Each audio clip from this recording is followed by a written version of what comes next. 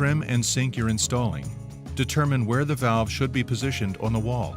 We recommend placing the spout outlet a minimum of 3 inches above the sink rim.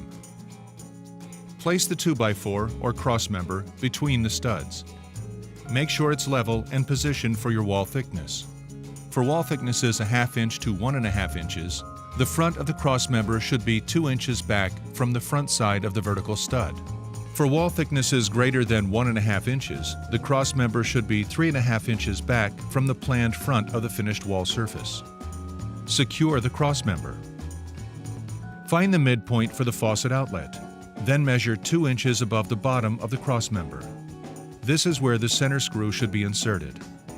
Drill a 1/8 inch pilot hole and thread the center screw. Hang the valve on the keyhole to free up your hands. This new feature allows you to level the valve more accurately. When level, mark the holes for the remaining screws. Then remove the valve and drill the pilot holes. Secure the wall mount valve to the cross member by driving in all 4 screws. Notice the minimum and maximum wall markings on the protective caps. Start by removing the protective caps. A foam gasket was pre-installed inside the handle adapters to save you a step. No plumber's putty or silicone is needed. A grease kit is included in the valve box. Apply the grease to the internal threads of each handle adapter. This avoids cross-threading and makes installation easier. Thread each handle adapter by hand until it's flush and snug against the wall. If you're doing a thick wall installation, insert a handle spline extension into each stem before attaching the handles. Depending on the wall thickness, you may need to trim the handle spline extension. Attach each handle by rotating it until tight. For added flexibility, the spout shank is adjustable from 1/2 inch to 1.5 inches to accommodate any wall thickness.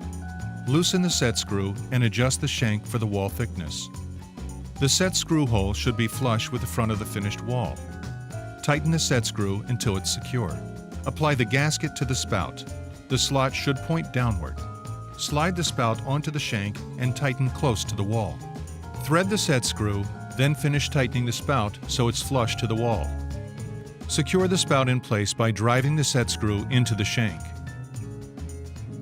Moen's wall mount valves are impact compatible, which means any Moen wall mount trim can be used with the valve, and you can easily change the trim in the future without replumbing behind the wall.